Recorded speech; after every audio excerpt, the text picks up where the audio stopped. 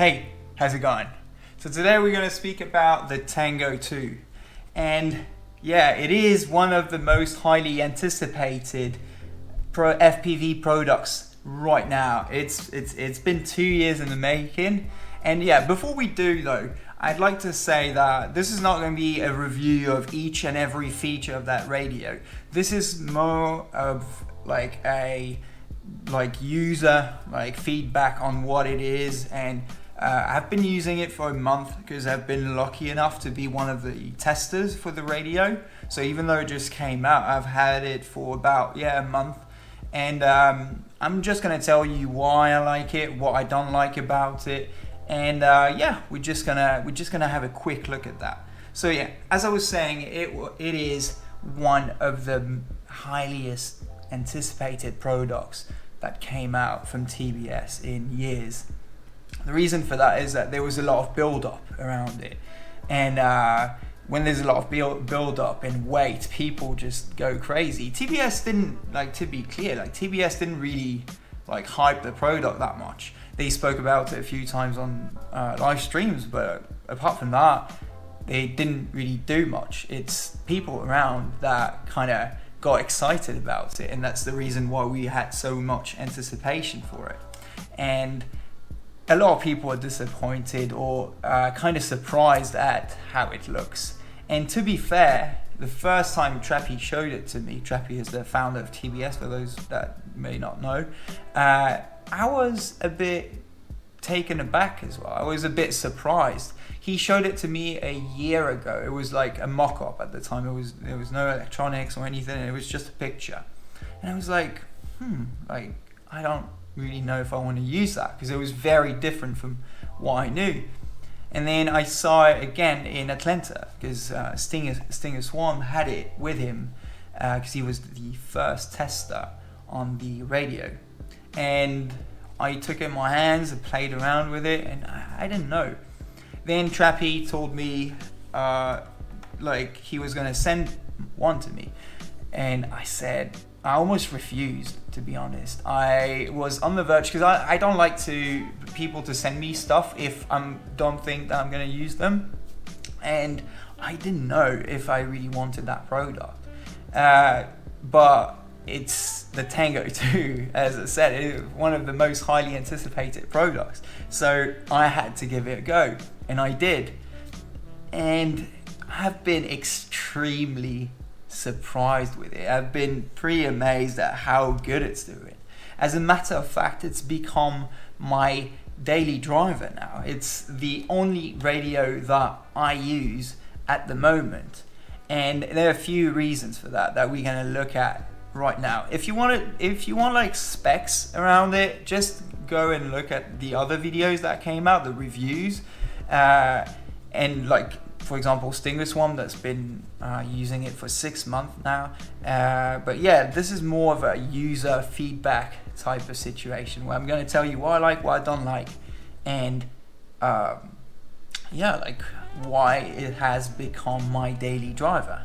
So the first reason that made me kind of switch to it is the first time I tried it. I tried it in a bendo with a friend of mine, and I had both my Taranis X9D and on this, the Tango 2 on the other side, and I would go back and forth between the two. I would fly the exact same quad with one radio and then the other one, and I would go back and forth between the two. And what we realized was that I was actually smoother with this radio, and it kind of surprised me, and that made me think, okay, maybe there's something to it. So the reason for that, I think, is the gimbals. The gimbals are really, really good.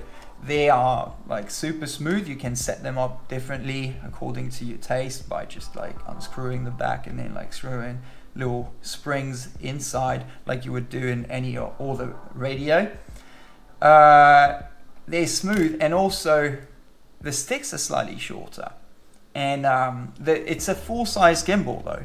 It's the same size as any Futaba radio, but then you get something I mean, the sticks are slightly smaller. So that means that you can be more precise, because when you have like a very long stick that you have to kind of travel around and like send from one side to another, you've got more definition, but that definition is not necessarily as precise because you have to have like big movements, while if you do really small movements, you can be more precise and more accurate every time. And that's what I've realized. I think that's what it is for me. I'm a thumber, by the way, so I use my thumbs to fly. So yeah, that's the very first thing. The second thing that really convinced me is the size and the way it feels in your hands. Like, a lot of people say it kind of like feels like plasticky. It looks plasticky, but when you have it in your hands, it actually feels pretty great. You've got a grip at the back, and it's just it just sits nice in your hands. And I was scared that it would be like too small and kind of too tight, but actually let me show you one. In terms of size, how does it compare to this big ass radio in terms of width? Well, if you look at it, it's pretty much the same in terms of width. It's kind of, it's slightly smaller, but it actually doesn't matter. What changes between the two is everything that's underneath here, where my head is right now. That's the whole space that we don't have, and also that kind of like, I mean, how thick it is, and that what changes. The length of the sticks as well is kind of different, but in terms of width, it's actually the same. And the gimbals are the full size. So I feel like somehow these ones feel bigger, but that's the main reason for that is the length of the sticks. Because yeah, they're literally the same size as like a Futaba, for example.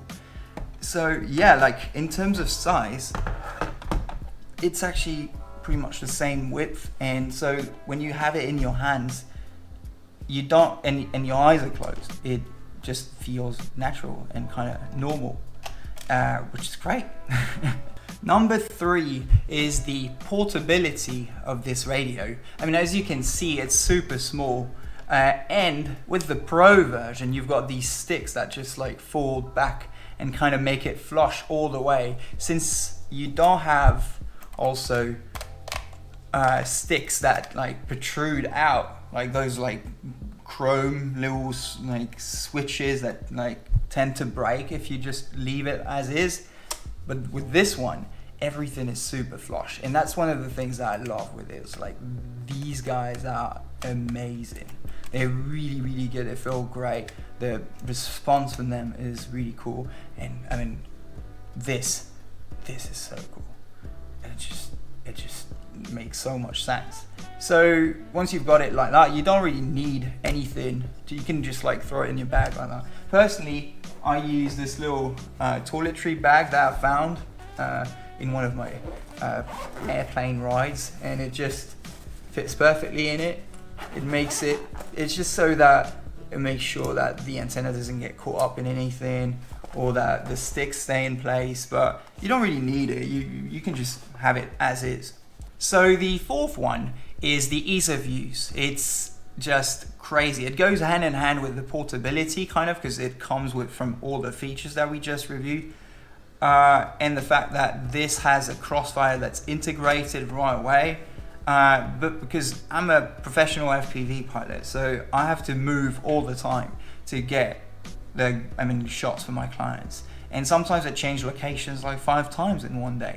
So that means that every time I have to set up my radio, which means, it used to mean taking the crossfire module, putting it in the radio, removing those like stick protector things, then tying up the antenna. It was a nightmare. Every time it would take me quite a bit of time. Actually, I did a comparison between how long it takes to do this and how long it takes to set up a Taranis on my Instagram. I'll show you right now.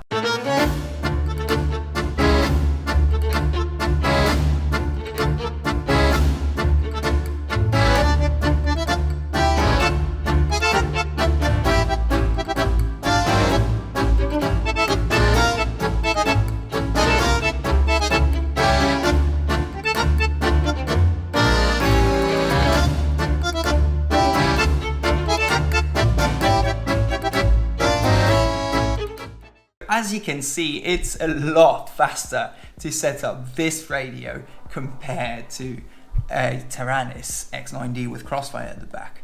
And that seems like nothing. Like, I mean, you save like what, 24 seconds every time you do it, but if you do it like 5 times a day, it starts to add up, and you have to do it one way and the other way when you kind of just pack up. So it makes a really big difference for me in terms of annoyance, and also sometimes just being able to get a shot right away, like to be like, okay, let's go, boom boom, and it's there.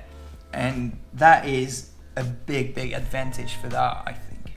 So one of the good things about making this video 2 days after the release of the product, first of all, it's just because I didn't have time. It's not because I was working, so yeah, I couldn't make it. But now that I have time, the good thing is that I got to see kind of the reaction from people, and I'm gonna try to answer some of the concerns that I saw on Facebook. So one of the ones that came the most was the fact that it's a micro TX inside of that radio, so Crossfire micro TX, and not the full Crossfire. And it's the main letdown is that it's got only 250 milliwatts instead of 2 watts, because you obviously need those 2 watts. Well, actually, do you really need those 2 watts? That's the question that you can ask yourself. There's some people that will need it, but a video that just came out today kind of proves that you don't really need it. It's TBS that did it, a range test from NOAA, and I mean, as you can see in the video, he's doing up to 51 kilometers in that range from the 250 milliwatts. So do you really need to go that far? Well, to me, I don't fly a wing, or I don't fly like planes like that. So what does it mean in bendo types of situations? Well, for the last month, I've been flying in all kinds of different places. I flew in the desert in Dubai, I flew at the beach in Portugal, I flew bendos in Paris, and it hasn't really like let me down at any time.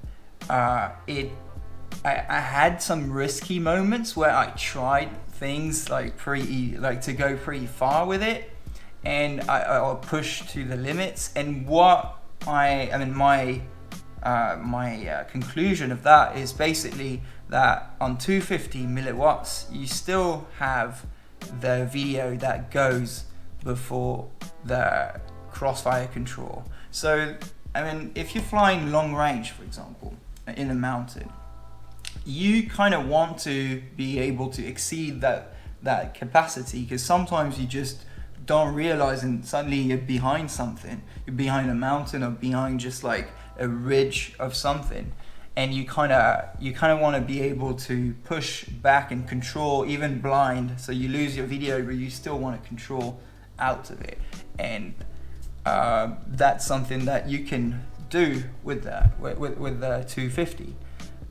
So to me, it's not much of a concern anymore. I used to be a full Crossfire user, and I was a bit worried when I heard that it was only 250. If you really want to, you can do the 500 milliwatts mod from LiveU. That will give you plenty of range and everything, but you kind of already are sorted with that type of stuff for 90% of the usage.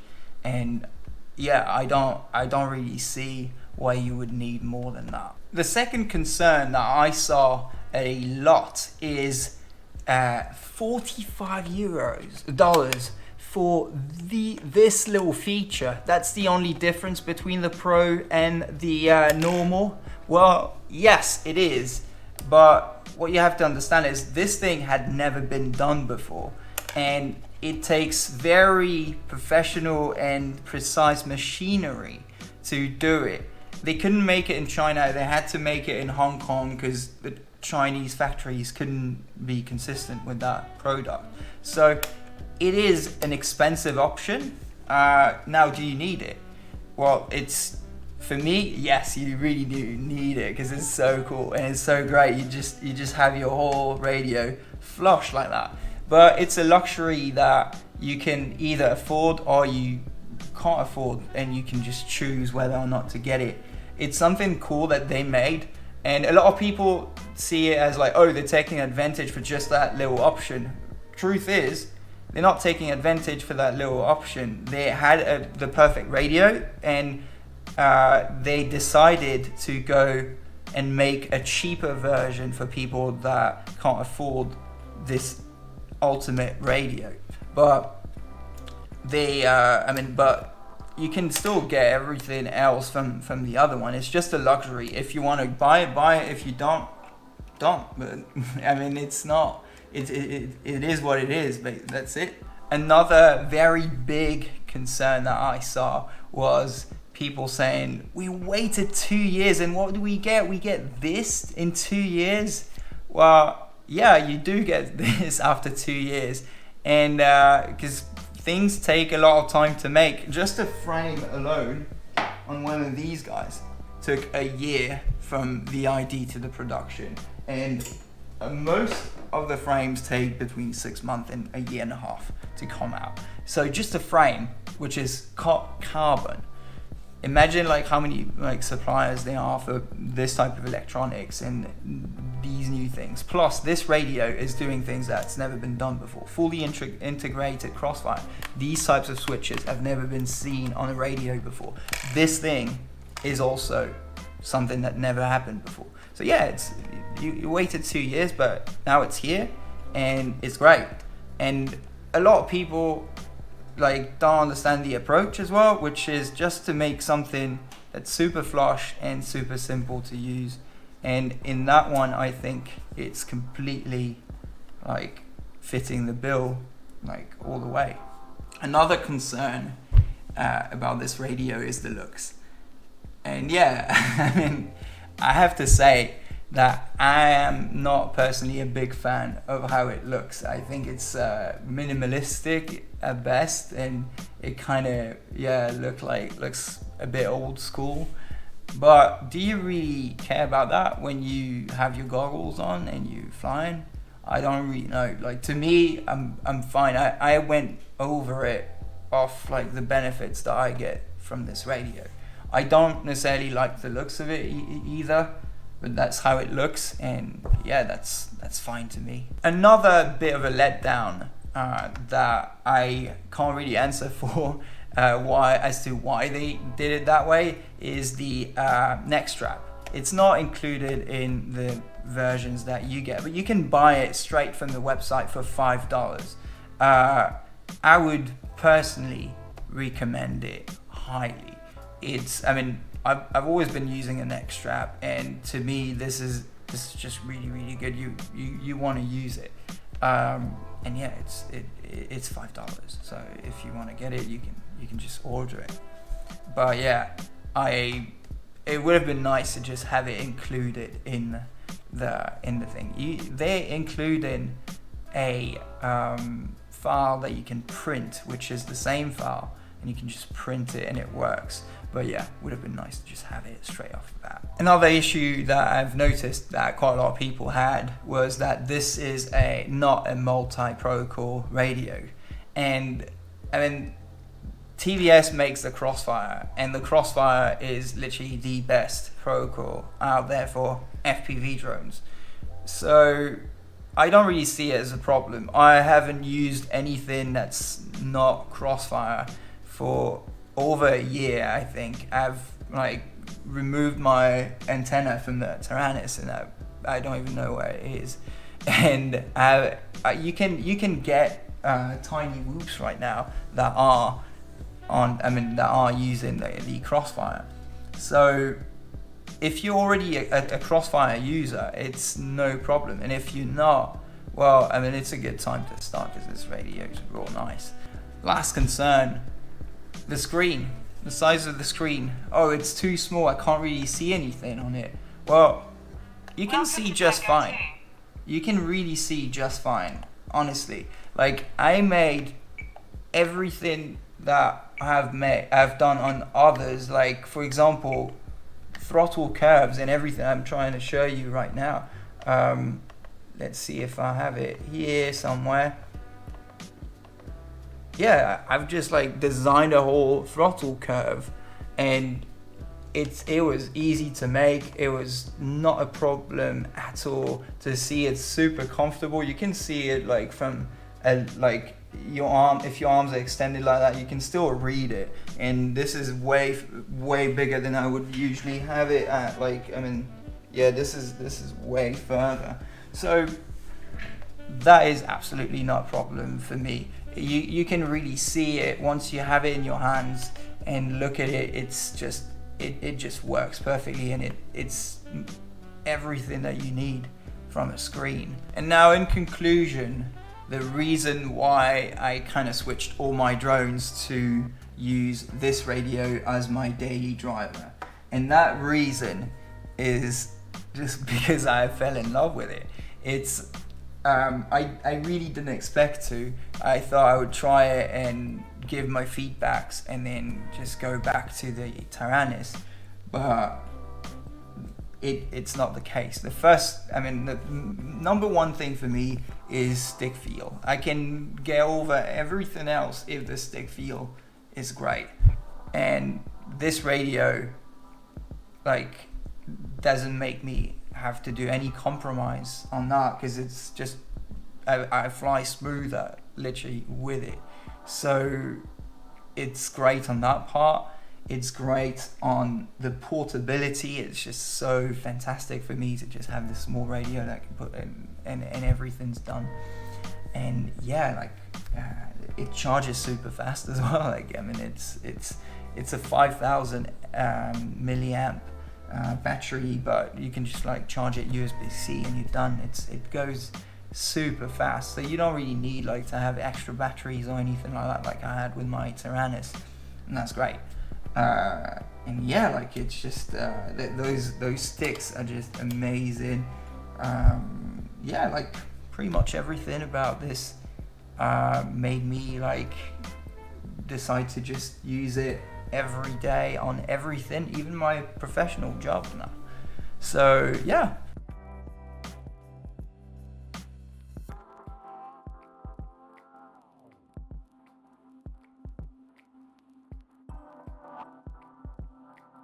I hope that you found it interesting. Maybe it answered some of the questions that you had. It's always nicer to have it from someone that has used it for quite a while. So I felt like I would make this video. See you next time. Bye bye.